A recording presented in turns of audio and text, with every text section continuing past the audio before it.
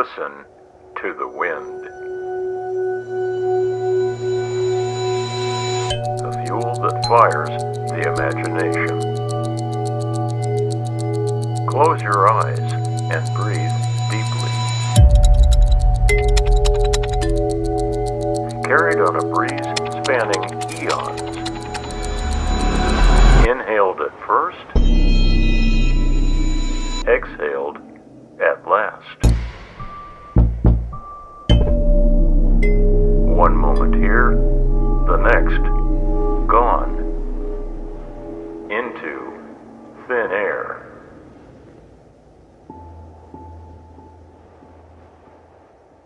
The long, desolate stretch of road leading into the Sudetese mountains that skirt the southwestern borderlands between Germany and Poland was little traveled, at least in the early days of the war. Of late it has become somewhat of a high-ranking military thoroughfare, a pathway to one of the darkest Nazi secrets ever hidden away from the world at large. More secret, perhaps, than the monstrous atrocities committed in the death camps of Auschwitz and Birkenau. It is here within this deep tree-shrouded wilderness that murmured speculation of a frightening new technology, a Wunderwaffe or wonder weapon, is born. What is it? The significance and potential implication it might possess. Nothing less than catastrophic to the Allied forces that are even now sweeping across the fatherland. The theories being tested here are both desperate and malevolent. One part science and several parts arcane. Scientists conjuring forces by way of black magic and evil incantation rather than precise calculation. It would seem that the Third Reich is now fully willing and able to open up a proverbial Pandora's box upon the earth in order to postpone what is now seemingly inevitable. The war is lost, or is it? A convoy of 6 Mercedes-Benz W31 Type G4 staff cars roll relentlessly on into the night, gleaming black symbols of Nazi supremacy, ornately adorned with blood-red pennants prominently displaying the inevitable swastika. This night is to be a plugs-out test of the device. All eyes will be fixed upon it for the event. Both SS and military commanders desperately seeking a strategic solution to somehow reverse their collective defeat.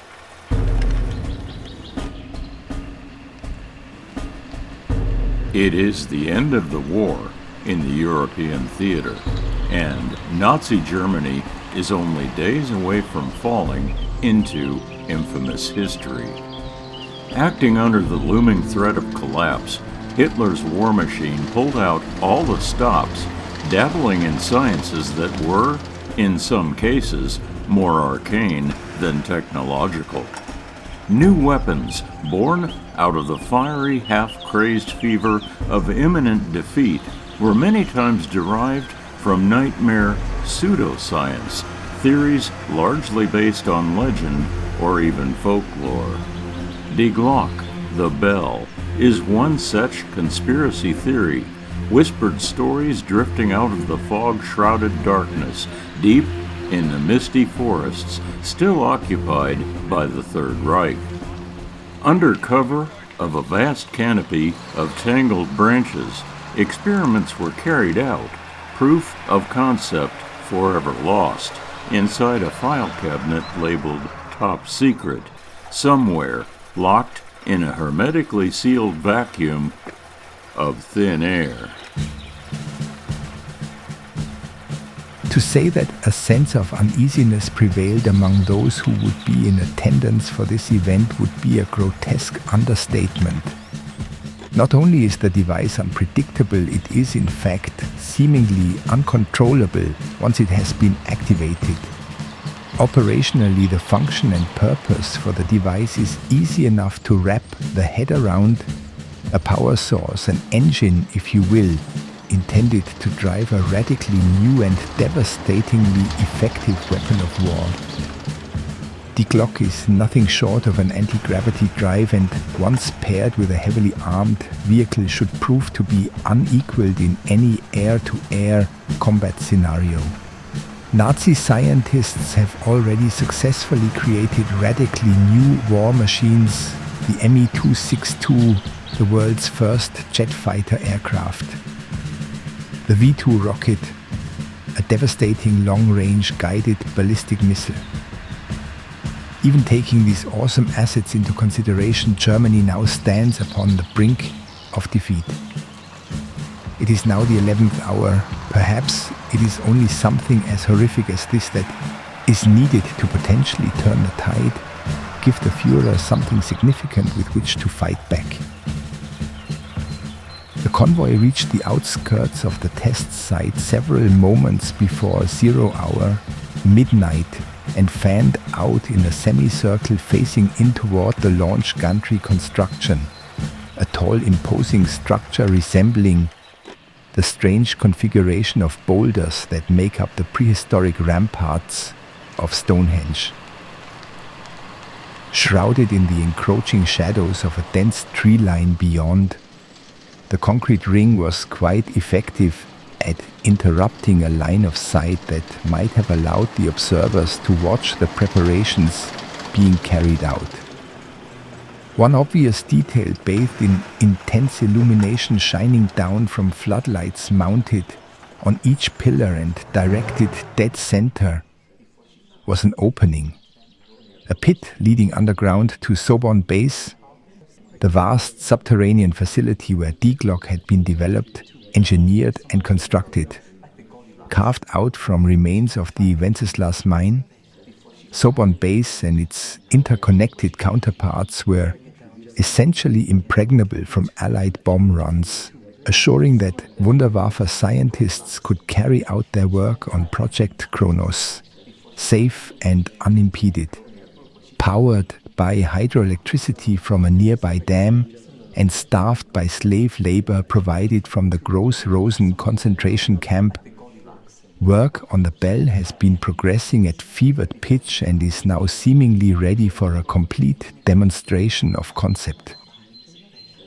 Security guards in black SS uniform lined the perimeter of the henge, each well equipped to prevent anyone from getting too close, either for their own protection or more likely to keep the highly secretive project safe from potential espionage.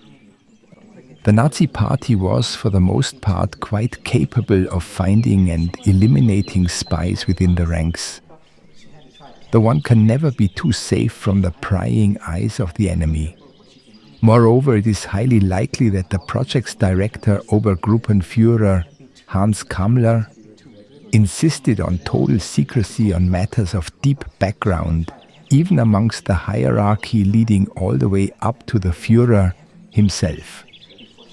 Surely Adolf Hitler had some understanding of this creation, otherwise, why would said security and compartmentalization rise to this extreme level? Indeed, we are all of us about to find out. A hushed murmuring prevailed among the collective row of staff cars as the occupants all started discussing their varied theories concerning the purpose for Glocke. And then it was time. Aufmerksamkeit. I see bitte um Ihre Aufmerksamkeit. Your attention, all of you, please. Hans Kammler strolled slowly and confidently out from behind the nearest obelisk, out from the brilliant floodlight glow at the center of the henge, to address the huddled assemblage. Ladies and gentlemen, your attention, please. Expedience is of the essence. We are fast approaching the 0 hour for our demonstration, and there will be ample time for your discussions of the Bell at the conclusion of the test. I ask that you now focus your collective scrutiny upon the mine opening behind me. With a graceful wave of his outstretched arm, Kammler executed a perfect about-face and gestured boldly into the light.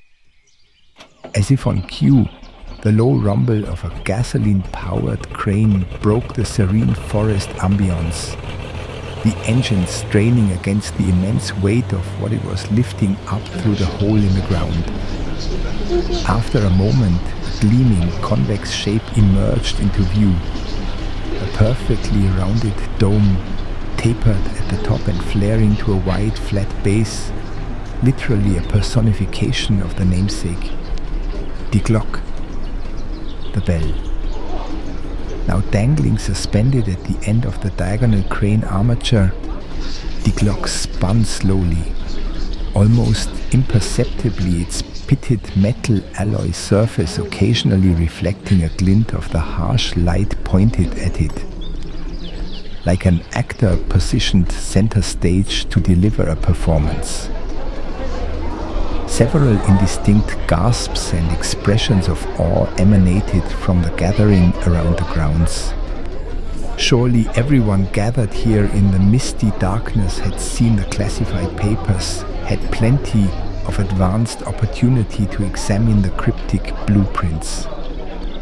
Still, the reaction seemed altogether visceral as everyone was first introduced to the horrific creation firsthand. As all of us stared on transfixed, Kamler continued with his informative yet somewhat monotonous diatribe. Fellow officers, protectors of the fatherland, I give you the Glocke, the crown jewel, masterwork of the Wunderwaffe, and a new holy terror of the Third Reich. This night, you will all bear witness to motive power, the likes of which has never been unleashed before. This incredible device will single-handedly turn the tide of the war in our favor and subsequently push the boundaries of Nazi Germany to the farthest reaches of the globe. Everything about the Glocke is radically different and yes, of course, decidedly dangerous. As we know all too well, it is only something of this nature, awesomely powerful and unpredictable, that will catch the enemy completely off guard. These attributes are at the very core of the Glocke, literally. Apparently scripted and timed in advance for the benefit of the observers, two large pipes extending out from the bottom of the device started venting a bizarre violet exhaust. A thick, heavy substance that hissed and gurgled from the open ports and likewise oozed in large coagulations to fall back down into the mine below. This, Kamler exclaimed, is Serum 525, a rare element discovered at the North Pole and refined for this specific purpose by our team of researchers. It is highly radioactive. Many have died to perfect the technology that you are about to witness.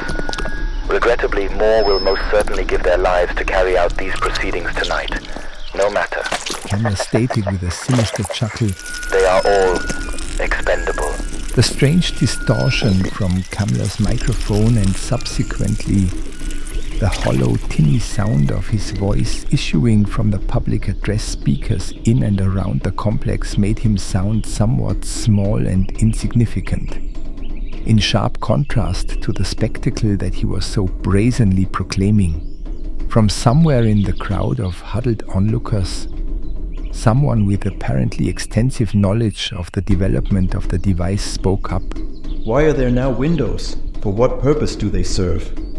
Rather than responding to the question directly, Kamler allowed a knowingly diabolical smile and then exclaimed, Bring them out! From somewhere beyond the darkened tree line, beyond the reach of the brilliant floodlight glow, there came a grating metal on metal sound, the unmistakable clanking of a prison or some sort of cage door being opened. Mere seconds later, three gaunt cadaverous men dressed head to toe in tattered black and white striped concentration camp clothing marched single file around the perimeter of the henge and then stopped before a gantry walkway that was being lowered into position, extending out to what seemed to be some kind of opening or hatch in the side of Die Glocke. As all three prisoners shuffled reluctantly across the catwalk, obviously unwilling participants for the test, the nearby SS guards all simultaneously leveled and cocked their collective rifles at the men, assuring that they all had a singular decision to make: attempt an escape and be shot, or proceed into the confines of the device and face a fate that could be far, far worse, even than death. These poor souls all knew what they had been selected for. Because of a rudimentary guidance system now incorporated into the workings of Die Glocke, each of the three would have a reasonably understandable duty to perform: one to observe and record the experience firsthand, another to monitor and maintain a consistent flow of serum 525 as it coursed through the drive mechanism, and finally, a singular individual whose duty was to guide the device on a simple test trajectory up into the looming sky and clouds overhead, and then, with any luck, back down again. The process would seem to be fairly straightforward, except for the fact that none thus far has ever survived any of the previous experiments leading up to this one. Exposure in close proximity to serum 525 has always resulted in horrendous effects. Spontaneous combustion being instantly vaporized, perhaps the most forgiving of all the potential hazards. Strange occurrences of some sort were almost always guaranteed. Anything from returning to the henge with parts of the body fused or even wholly embedded into the metal shell of the device itself. Even if the test subject, the expendable element, were to survive the event, it is with an absolute certainty that a variety of fatal cancers will manifest shortly thereafter, and with no medical attention whatsoever, bring about a death most horrific and agonizing back inside the filthy confines of Gross Rosen. Kamler seemed almost frantic now. No longer is this merely a drive mechanism. What you see before you is a vehicle. The ultimate war machine, self-contained. We need not waste precious time and energy developing some sort of additional motive device. The Glocke is complete here, finished as you see it in every respect. Should tonight's program go as planned, there is no reason why the Glocke cannot be considered battle-ready and placed into mass production immediately. But enough talk. It is time for all of us to be silent and let the device speak for itself. Kamler took several steps further across the space between the pillars of the henge, up to and behind a large metallic box, the front surface of which was completely covered with an incredible array of dials, levers and gauges, controls of every conceivable shape, size and function, all interconnected to various couplings on the device by way of thickly bundled wires and cables that snaked down across the concrete in all directions. Kamler absent-mindedly dropped the microphone on top of the box with a resounding thud and corresponding feedback, then seated himself in front of the flickering instrumentation and proceeded to throw a sequential series of switches, the first of which apparently securing the hatch, effectively sealing the fate of the prisoners now trapped inside. The second switch seemed to initiate a power transfer of some sort, glowing violet-blue bolts of ominous electrical energy suddenly arcing and crackling violently to life between the surface of the Glocke and what appeared to be lightning rods mounted high atop the ramparts of the henge.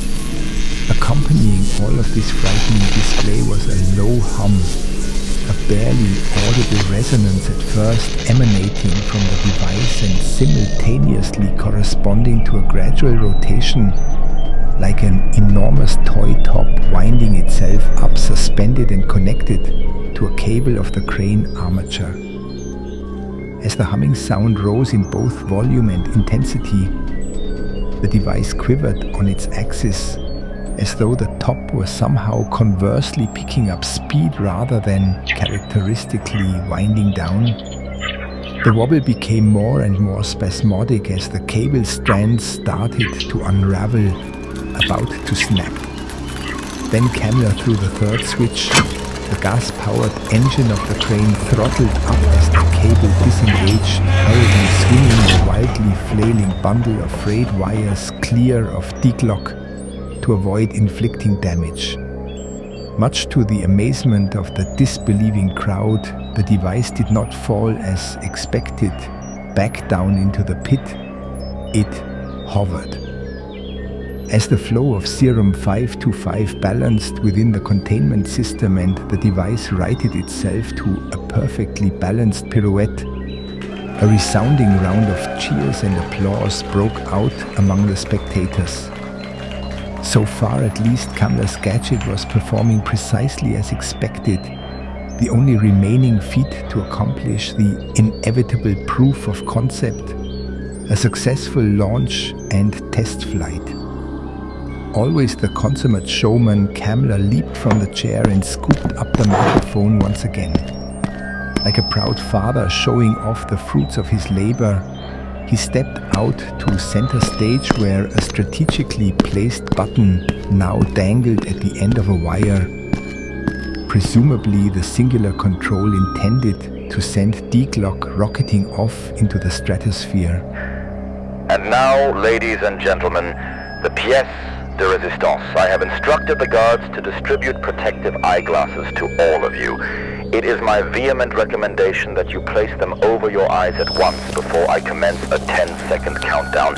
Everyone, please, I insist, see for yourself now motive power, the likes of which no army can possibly hope to defend against.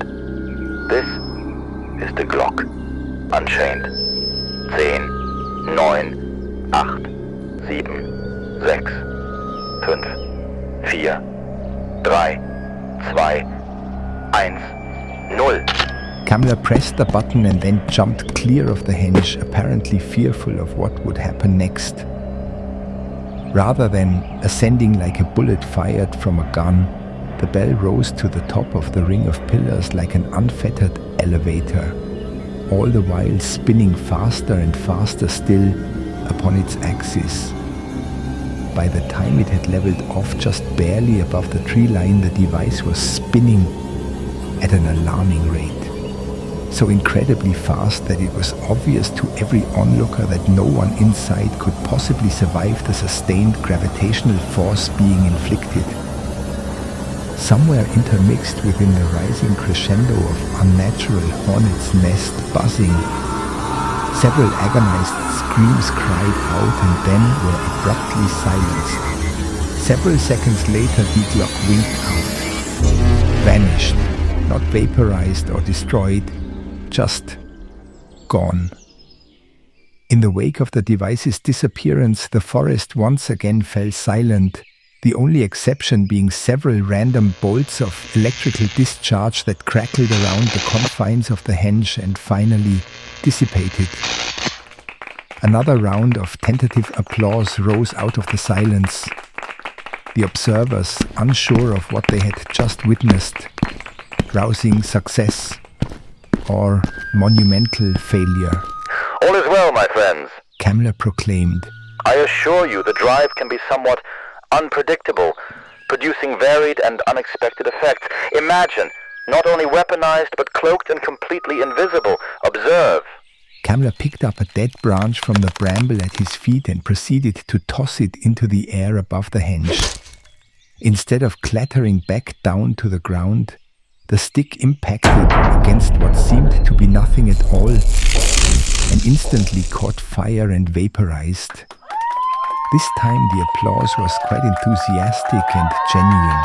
Most impressive, Herr Kamla. Someone in the assemblage shouted. A triumph. The Obergruppenführer beamed with satisfaction. Danke! He responded. And this is only the beginning. By way of this new technology, the Glocke is far more than an ultimate weapon. Even I am unsure of the full potential. War machine? Of course. Spaceship? Undoubtedly. Time machine? Perhaps. Zerum 525 unlocks many doorways leading into the dark unknown. Parallel planes, alternate realities. Rips in the fabric of space and time through which the Glocke can and will traverse with ease. Through this singular device, the Third Reich will reign supreme in this and in all other places and times, past, present, and future. Kamla's moment of glory was short-lived. The first high explosive tank round slammed into a dense grove of trees, a short distance down the road leading to the henge. The ensuing panic that followed was understandably chaotic and tremendously disorganized. A tangled conglomeration of humanity trying desperately to escape into the forest on foot, while others started their vehicles in an attempt to drive further into the mountains and out of range of the still distant guns. of an American armored tank division. As the crowds recklessly dispersed in every direction amid the escalating barrage, Kamler remained stoic and unmoving, either delusional and disbelieving that his grand design was about to be snuffed out before it could be fully realized, or perhaps aware of something that the others were not. His expression was unreadable. A smile? No, most unlikely. Difficult to say. The shells were landing closer to the henge with each impacting salvo, and the unmistakable sound of rumbling engines and grinding treads cut through the chill night air as the formidable juggernaut of Sherman tanks rolled into view, splintering trees and crushing the underbrush, flanked on all sides by heavily armed soldiers toting rifles and flamethrowers. Even as these formidable forces advanced out of the darkness, Kamler simply strolled back to the control panel and sat down. It wouldn't be long now until he would be in range of a sharpshooter. Surely, one would think he intended to take cover. Unbeknownst to the scattering crowd, Kamler did in fact have a contingency plan. Reckless and potentially suicidal, but then, considering the alternative of capture, a viable option. In the moments before the shelling had commenced, he had simply allowed the test flight of the Gloche to continue. In a fortuitous turn of events, the last maneuver was to send the Bell into a high-altitude vertical climb far above and well out of range of the 75mm tank cannons. Even if the Gloche could have been target-locked in the crosshairs, the device remained invisible to the naked eye and, as such, was not even realized as a potential threat to be shot down. And so the Obergruppenführer now hurriedly busied himself with altering the descent trajectory to an alternate safe landing site, someplace where, for a few extra moments at least, would provide him with the time he needed to get safely on board. The coordinates transmitted, Kamler activated a self-destruct sequence built into the control console and took off at a dead run into the forest, satisfied that evidence of his work left behind would be effectively eliminated, erased, like a ridiculous notion from the historical record of Nazi propaganda. He would still have his day, Kamler thought to himself, even if that glorious moment were to somehow be carried out in an as yet undetermined place and time.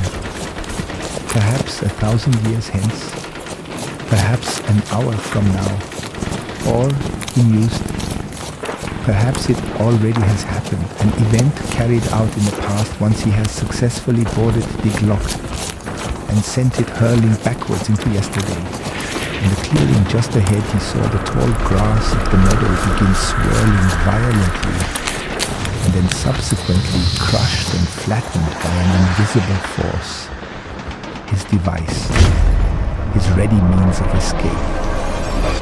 As the Gloche gradually materialized, Kamler kept his distance and waited for the searingly radioactive surface of the hull metal to cool. Deep in the corners of his mind, he already knew the potential consequences of his actions. But then, the alternative of his creation being handed over to the enemy of the fatherland was wholly unacceptable. Quickly shedding his handsomely bemedaled uniform jacket, Kamler wrapped the thick fabric around his hand and reached forward, disengaging the airtight lock of the hatch and then hurriedly climbing in through the bloody gore. All that was left of the gross frozen POWs that coated the inner surfaces, turning just long enough to reseal the opening behind him. Moments later, the device lifted, levitating for a brief interval above the charred circle of smoldering vegetation, before finally spiraling skyward, leaving behind a mystery shrouded beneath a fallen banner of the Third Reich. precious little remaining as evidence of trespass. Just enough fodder for the naysayers who will ultimately laugh off the Glocke as a fanciful tale of wartime science fiction.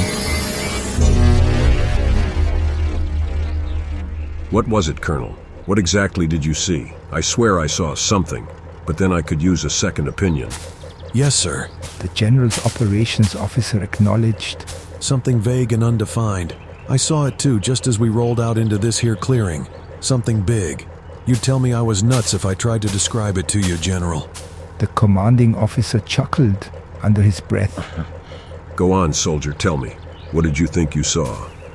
The colonel knelt down at the edge of the tall grass where some kind of unexplainable force had flattened a perfectly formed circular shape in the ground cover, spanning out to the fringes of the adjacent tree line. Nestled here and there underneath the still smoldering grass was a spattering of strange purple material, neither liquid nor solid, a consistency not unlike mercury. A bell, sir. What I thought I saw was a big old tarnished metal church bell with a blood-red swastika etched across the side. If that weren't an unusual sight in and of itself, it wasn't dangling from any rope, it was hovering. Crazy, right, sir? The General climbed down from the tank and strode across the distance to where his operations officer was still crouched, poking at the glowing violet globs with his gloved hand. Foo Fighter, he said quietly, turning his gaze skyward. How's that, sir? The colonel responded. Chuckling at the thought, the General stood scanning the dark overcast and replied, Oh, something a friend of mine told me about. B-17 pilot. He says these things, these strange lights are up there dogging our boys, strafing our aircraft during bomb runs over Germany. Maneuvers like nothing we've ever encountered before. Says these sightings are becoming downright commonplace up there. A lot of hooey if you ask me. No sense in wasting ammunition on a mirage. Chalk it up as battle fatigue, soldier. Let's mop up here and be on our way. Time to liberate a few more POWs at our next checkpoint on the map. Someplace called Gross Rosen. Escape or perish? Kamler and his frightening creation were never found. Unbeknownst to the military personnel involved in the operation, the Allied forces almost, but not quite, captured themselves an enigma. And, while the secret remains buried, hushed whispers and unfounded speculation linger to this day. The ultimate weapon? Almost, but not quite. The personification of conspiracy, the kindling that fuels the fires of a mystery. Another red herring, to be chased across a trackless void, into the past, into the future, into thin air. Episode 32 of the Thin Air podcast anthology, Die Glocke, was written for audio by R.J. Lonsdale. The program was produced, directed, narrated, and told by R.J. Lonsdale. The voice of the storyteller was performed by Ralph Eisend. The voice of Hans Kamler was performed by Peter Hartlap. The Allied Forces General by Johnny Conrad, and the Colonel by Case Forsyth. Extraneous crowd comments and observations by Andreas Wagner and Bogdan Klein. Audio production for this Thin Air episode by R.J. Lonsdale of Flyby Studios. Music compositions used in this episode include The Door by Vivek Abhishek, Number Station by Avery Alexander, and Epic Battle Music by Polly Pony, licensed under Creative Commons by Attribution 4.0. This has been an R.J. Lonsdale Flyby Studios presentation.